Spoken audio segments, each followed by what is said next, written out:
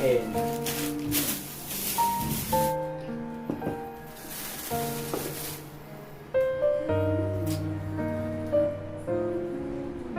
ฟาสต์ฟู้ดสตรอเบอรี่หมูยอนมสดปลาทูน่า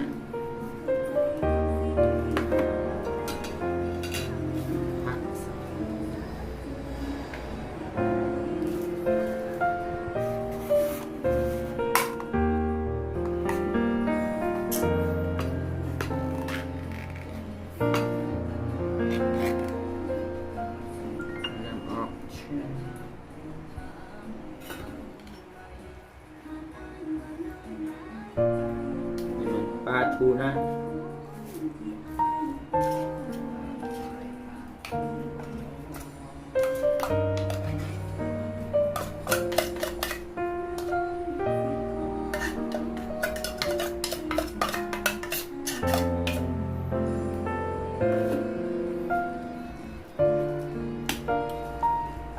แท่ง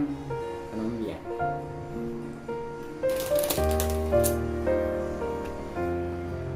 เห็ดบ่ใหญ่เห็ดน้อย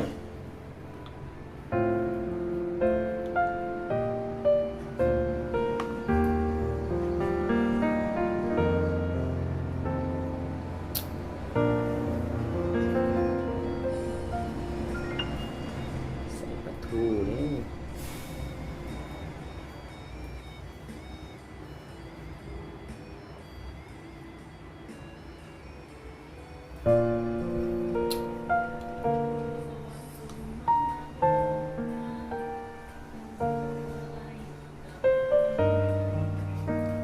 เผ็ดกินเผ็ด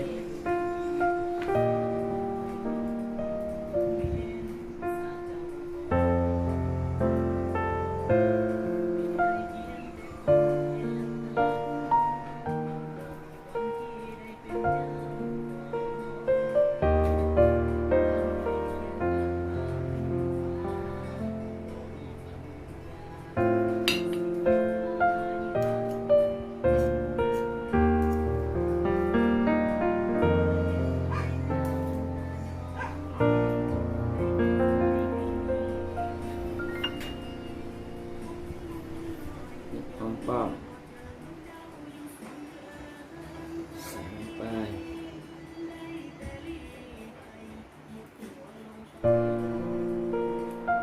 ปุ๊บกัน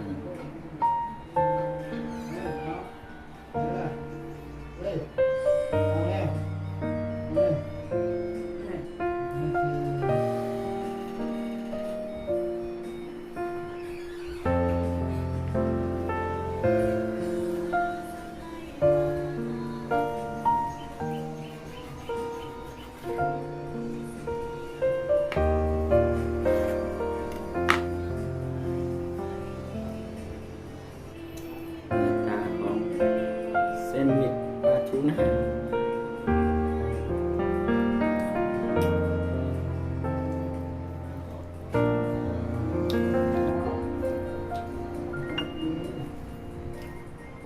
เข้าใจ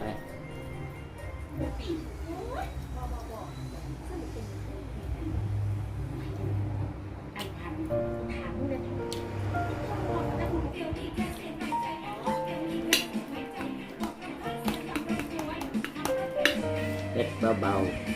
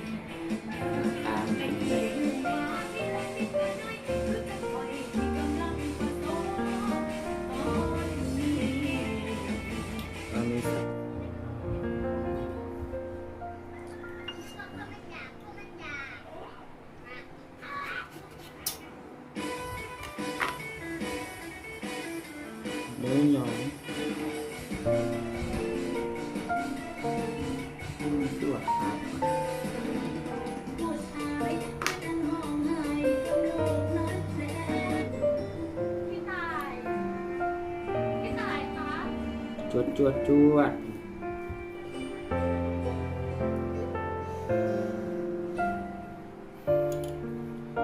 นี่เซนด์วิชที่เราเห็ดเช่งหน้าตาเป็นอย่างนี้หน้าตาเป็นอย่างนี้เด้อนี่น่ากินได้เช่ง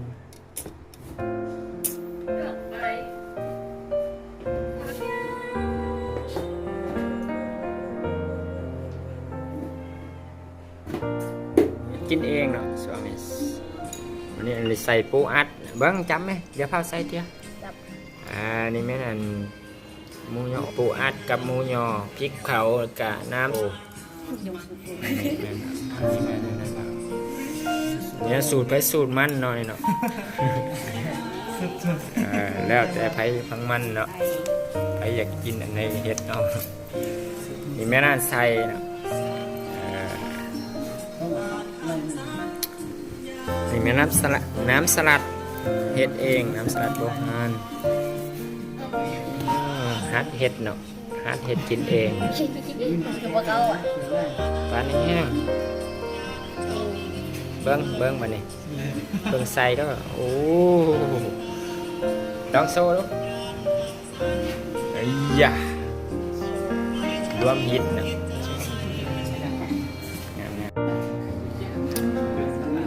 เนาะมาเฮ็ดเซนด์วิชกินเองเนาะช่วงนี้บ่ได้ไปใส่นี่เป็นส่วนผสมนี่เป็นใส่ปลาทูน่าอันนี้เป็นใส่ปูอัดเนาะเป็นส่วนประกอบ